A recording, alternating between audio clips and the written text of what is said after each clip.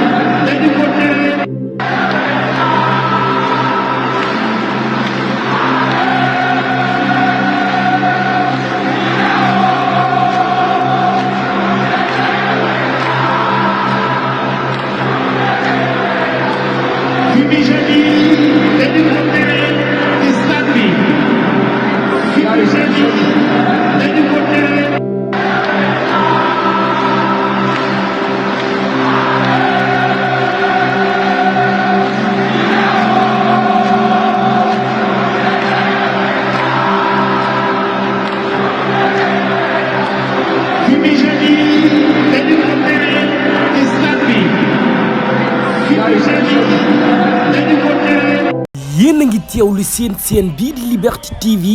xibaar yi wóor te gaaw ci tàng bi ñu ngi lay ñaan nga daal di abonné wu te activer cloche de notification yi vidéo bu dëggu nga bokk ci ñu koy njëkk a am.